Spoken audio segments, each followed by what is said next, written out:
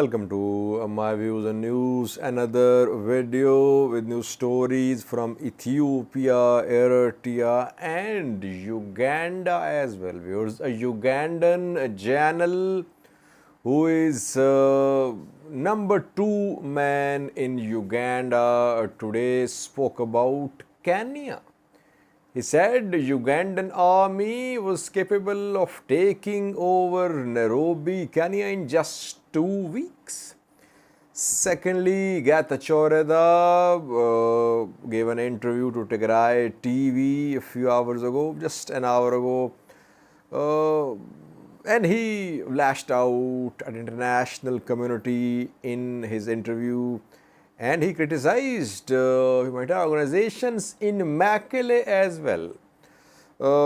Thirdly, Eritrea, where foreigners are leaving, a protracted war is looming. Flights could be suspended. That is why reportedly foreigners are leaving.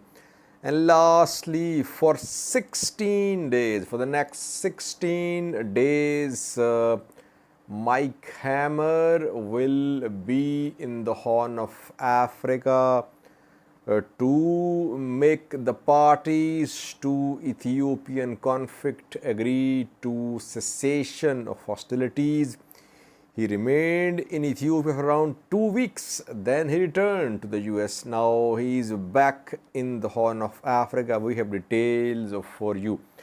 Firstly, General Muhoozi Kainerugaba is the commander of Ugandan ground forces, number 2 man in Uganda after Yoweri Museveni, Ugandan president. The man is known for some irresponsible and outlandish statements. He today said that his army, Ugandan army, was in a position to take over, to take control of Kenya in just 2 weeks. He made fun of rule of law, constitution of Kenya. Earlier he talked to Uhuru Kenyatta, former president of Kenya. You know that in Kenya, around 2 months ago, presidential election was held. Kenyatta did not participate because Kenyan constitution does not allow third consecutive term for a president. And Kenyatta has already served for 2 terms, so he was not eligible to contest presidential election. Ugandan government, it seems that it supported William Ruto's rival. William Ruto is the new president of Kenya and his rival was Raila Odinga. Kainerugaba talked to Uhuru Kenyatta, and after that Kainerugaba said that Kenyatta should have contested for another term. He made fun of constitutional restrictions in Kenya which don't allow third term for a president.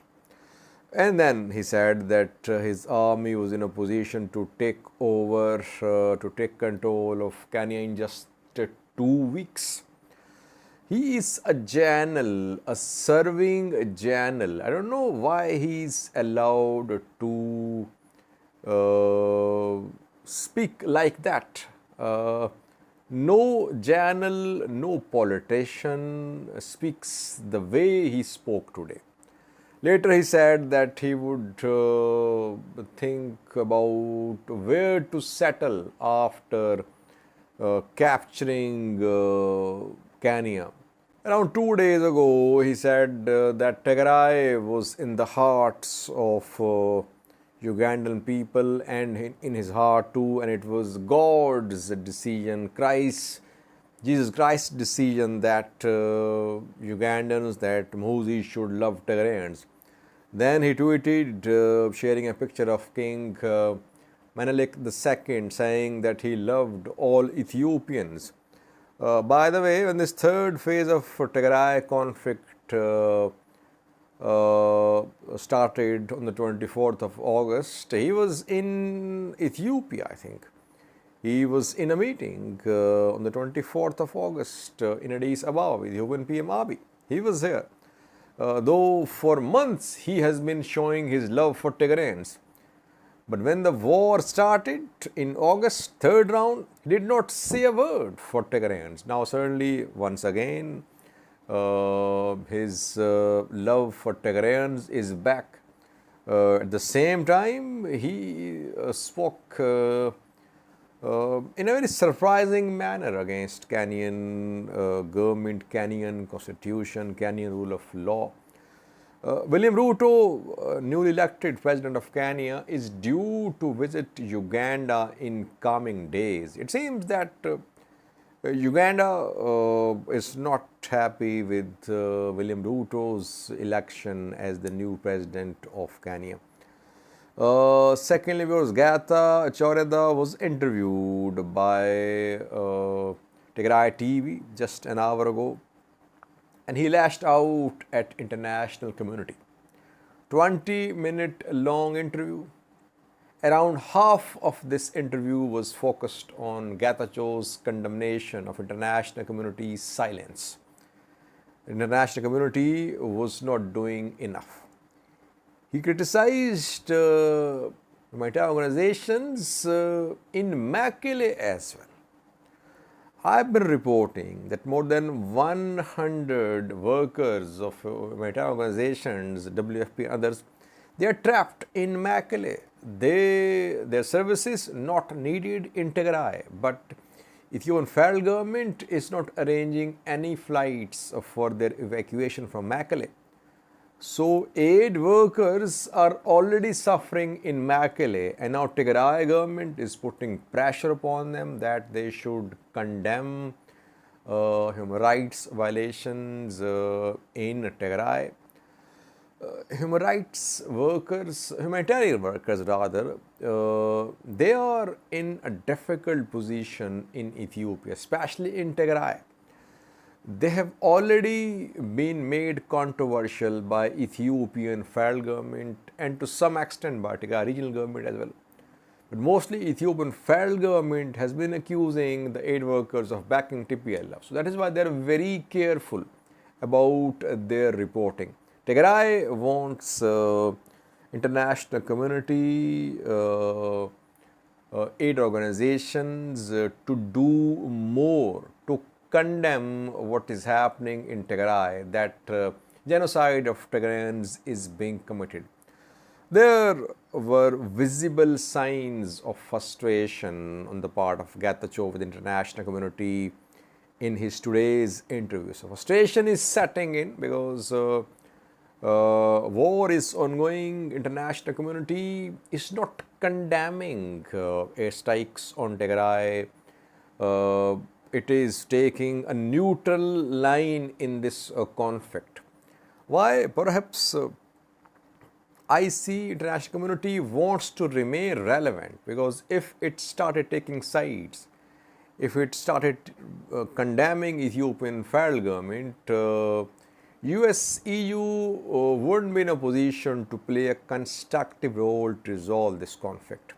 That is why perhaps I think international community is so far trying to find a solution by adopting neutral position regarding the third phase of this conflict. Thirdly, viewers, reportedly foreigners are leaving Eritrea. It is being said that directions have been passed by different countries to their nationals in Eritrea that they should start leaving Eritrea, and there are fears that the war could escalate with involvement of Eritrean territories too. Flights could be suspended. That is why foreigners should leave. And reportedly, embassies are now considering leaving Eritrea. Non-essential staff is being told to leave Eritrea, and secondly, foreigners, not officials of embassies, they are also considering and they are leaving Eritrea. It's a long war, it seems. That is why international community is trying to send a message to their citizens in Eritrea that they should leave Eritrea. Lastly, viewers, Mike Hammer is arriving in the Horn of Africa for around 16 days. For the next 16 days, he'll be making efforts for cessation of hostilities in Ethiopia.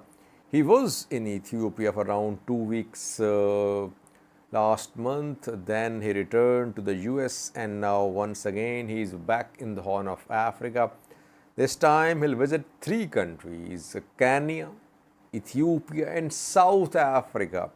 US is involving South Africa to help find a way out of the crisis in Tigray in northern Ethiopia.